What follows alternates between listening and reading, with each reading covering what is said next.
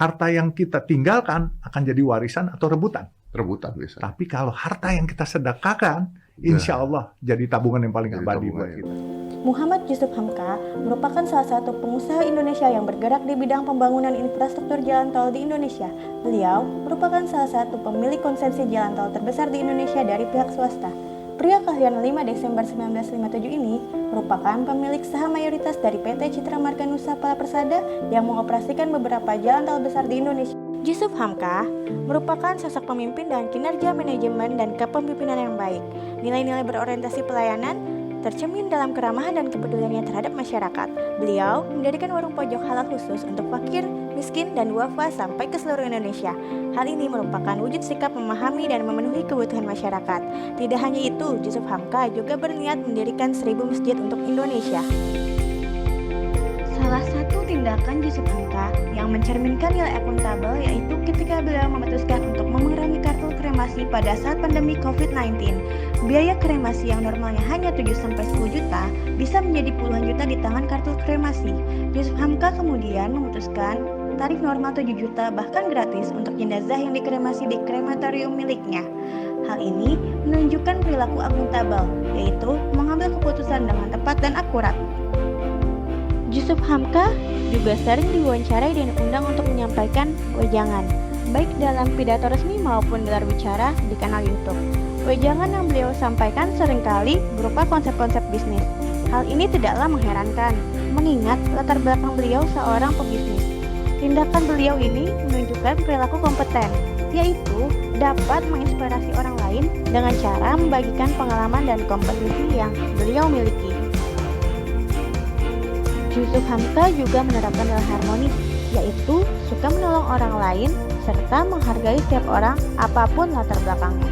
Sikap tersebut beliau contohkan dengan membantu anak pesantren yang sedang mengamen dalam rangka mengumpulkan dana untuk yayasan, berbuat baik pada bawahan yang sedang menjaga pintu tol, serta membantu polisi dalam memantau arus lalu lintas di jalan tolnya. Itu semua beliau lakukan tanpa memandang latar belakang mereka yang berbeda. Perilaku Yusuf Hamka juga mencerminkan nilai loyal. Perilaku loyal yang ditunjukkan oleh beliau yaitu setia kepada Pancasila sebagai ideologi, di mana beliau menunjukkan sikapnya dengan mengajarkan pengamalan Pancasila kepada anak-anak, membuka warung makan di seluruh Indonesia dengan harga murah sebagai implementasi sila kelima, dan membantu mendesinfektan kelenteng tanpa membedakan latar belakang yang berbeda serta agama yang berbeda. Untuk merespon tingginya harga bahan bakar kendaraan saat ini, Yusuf Hamka melakukan aksi jual mobil mewahnya dan membeli beberapa unit mobil listrik sebagai pengganti kendaraan operasional bisnis miliknya. Ini menunjukkan sikap adaptif yang dilakukan Yusuf Hamka dalam menghadapi perkembangan zaman, terutama tentang kenaikan BBM. Selain itu, Yusuf Hamka melalui perusahaannya juga menjalin kerjasama pembangunan infrastruktur. Salah satunya ialah dengan jalan tol yang ada di Indonesia, sehingga memberikan manfaat pada masyarakat. Ini menunjukkan sikap kolaboratif Yusuf Hamka dengan pemerintah, yaitu dalam pembangunan infrastruktur yang ada di Indonesia untuk pemerataan kemakmuran. Bukan hanya jangan sombong, harus selalu merasa iba atas kekurangan dan kebutuhan orang lain yang belum tercukupi.